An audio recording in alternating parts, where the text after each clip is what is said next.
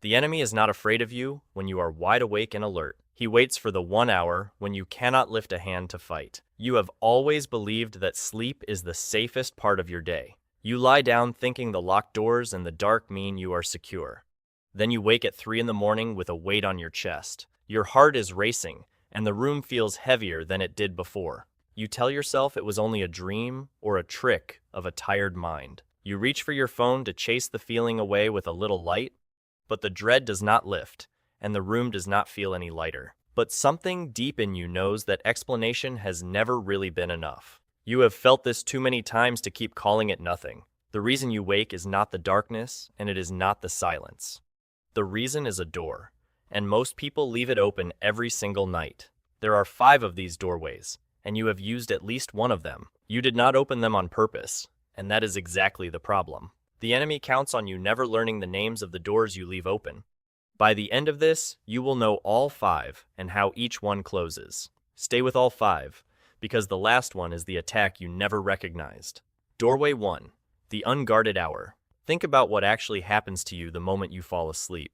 Your body goes limp, and your hands can no longer defend anything at all. Your mind goes quiet, and every conscious defense you own simply switches off. The alertness you lean on all day long disappears the instant you drift away. You spend the whole day guarding your words and watching your steps.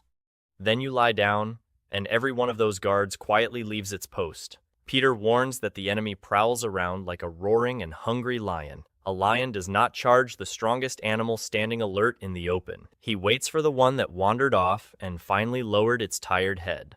Sleep is that moment for you, the hour your guard drops all the way down. Ask yourself why your darkest thoughts always seem to arrive after midnight. Ask why the fear feels so much sharper in the hours you cannot resist it. Ask why the doubts you defeated all day come roaring back at 3. The enemy is not stronger at night. He is only far less resisted. He hunts the unwatched hour because that is the hour you stopped watching. This is why so many attacks feel timed to the moment you are weakest. The enemy is a coward who studies your schedule and strikes at the gap. But there is one who never slumbers and never once falls asleep at his post. The psalm says the keeper of Israel neither slumbers nor sleeps at all. There is no unguarded hour in the eyes of the God who made you. The risen Christ posts his own spirit at the very door you cannot guard.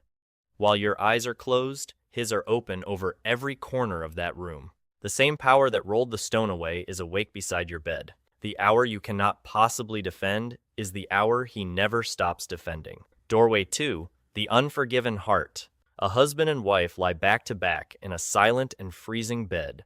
Neither one will speak first, and the argument only hardens in the dark. The words from earlier keep circling long after the lights go out. They both drift off to sleep, still gripping the thing the other one said. Paul gives a warning about this exact and ordinary moment between 2 people. He says, "Do not let the sun go down while you are still angry." He knew that anger left to sit overnight turns into something far heavier. Then he explains the reason, so that you give no foothold to the devil. That word foothold means a place to stand, a legal grip on your life. Anger carried into your sleep is a key you hand the enemy yourself. He does not have to earn that access. You leave it out on the nightstand. Count how many nights you fell asleep still holding tightly to the offense. Count the grudges you carried into the dark like a stone on your chest. Count the conversations you replayed instead of the prayers you never prayed. You thought you were punishing them, but you were unlocking your own door. Unforgiveness is never a private wound. It is a standing, open invitation. The enemy does not even need to break in when you leave the latch undone. But the cross already carried the full weight of that offense for you. Jesus absorbed every debt that was ever owed to you when he took your place. He forgave from a cross while the nails were still tearing his hands. The empty tomb means you can release the grudge because it was already paid. You are not letting them off the hook. You are handing that hook to him. The one who conquered the grave is more than able to carry your grudge. Forgiveness before sleep is not weakness. It is you locking the door again. Do not drift off during this next part, because the third door is the one most people leave wide open without ever touching the lock. Doorway 3. The prayerless night. A man checks that the front door is locked before he climbs the stairs. He tests the handle twice and finally feels safe enough to rest. He sets the alarm, checks the windows, and never once bows his head. He secured the entrance to his house and forgot the entrance to his soul. Jesus told a story about a house that was swept clean and standing empty. An unclean spirit left a man, then returned to find the place unguarded. It brought 7 others more wicked than itself, and the man was far worse. An empty house is not a safe house. It is only an available one. A night with no prayer is a soul with its front door standing wide. How many nights do you lock every window and say nothing at all to God? How often do you guard the house and leave the soul completely unattended? How many bedtime routines have room for a screen but none for a single prayer? You protected what a thief could steal and ignored what a spirit could enter. You would never leave the front door open in a strange and dangerous city. Yet you leave the soul standing open in a world crawling with the enemy. The prayerless night is not a neutral night, it is a wide open one.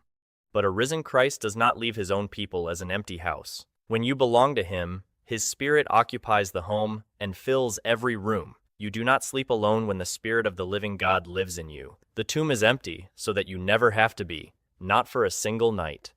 A house that is occupied by God is a house nothing worse can reclaim. Prayer is not you begging for safety. It is you naming who already lives there. Doorway 4. The feeding mind. A woman scrolls one last video in the blue glow before she sleeps. The images are violent and dark, but she calls it harmless entertainment. She promises herself it will not follow her, and then it always does. She sets the phone down and closes her eyes on everything she just took in. Jesus said the eye is the lamp that lights the whole of the body. He said if your eye is healthy, your whole body is full of light. But if your eye is bad, your whole body is full of thick darkness. What you watch last does not simply vanish when the screen finally goes black. It sinks down into the mind and becomes the raw material for the night. Think about what you fed your eyes in the final hour before your bed. Think about the images you invited in and then wondered why you dreamed them. Think about the fear you streamed for fun and then met again at 3. The nightmare did not come from nowhere. You quietly handed it the paint. An unguarded mind at night is a canvas the enemy is delighted to use. Whatever you stare at last is what your sleeping mind hands the darkness. But the risen Christ offers a mind renewed instead of a mind invaded.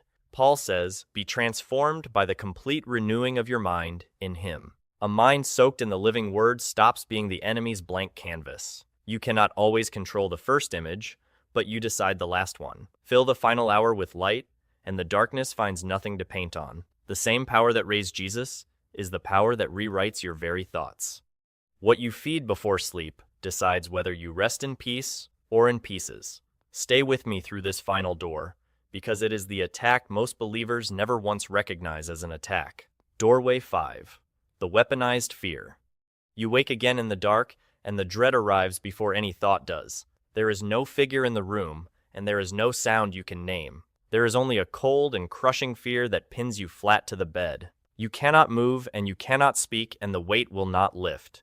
Here is the part that almost no one will ever tell you about that moment. The fear itself is not your reaction to the attack. The fear is the attack. Fear is the counterfeit that the enemy hands you in the place of faith. It feels spiritual and it feels real, but it flows from the wrong source. Paul says God did not give you a spirit of fear at all. He gave you a spirit of power and of love and of a sound mind. How often have you let that midnight dread define what you believe is true? How often did you treat the fear as a fact instead of a lie? How often did you let one bad night rewrite everything you know about God? The enemy weaponizes fear because a frightened believer forgets what he already holds. A soldier who forgets he is armed will surrender to an enemy with nothing. That is the whole trick, to make you feel powerless while you hold the victory. Fear is not proof the enemy is winning. It is proof he is desperate. But perfect love casts out fear and leaves no room at all for torment. That love is not a passing feeling. It is a person who already won. The war was settled at the tomb before the sun ever came up that morning. Death itself looked into that grave and found it completely empty. The one who defeated death is not intimidated by the dark of your room. When you remember the empty tomb, the fear loses the only power it ever had. So why do demons attack you while you are sleeping?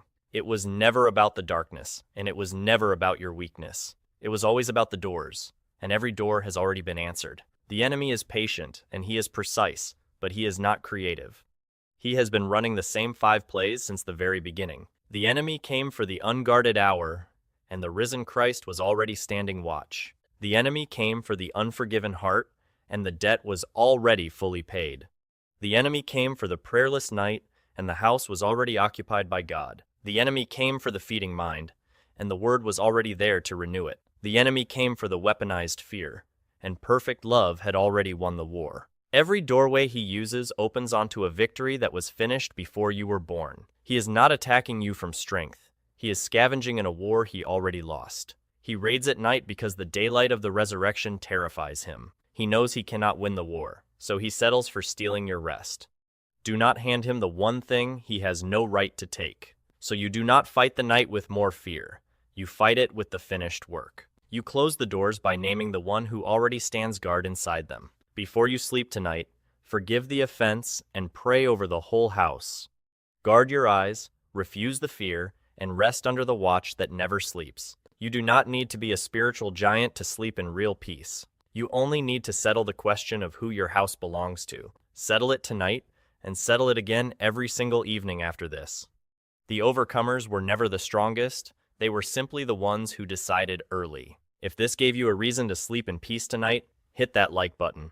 It genuinely helps this message reach someone lying awake and afraid right now. Then comment which doorway you leave open the most, and be honest about it. And subscribe so the next attack finds you already awake and already covered.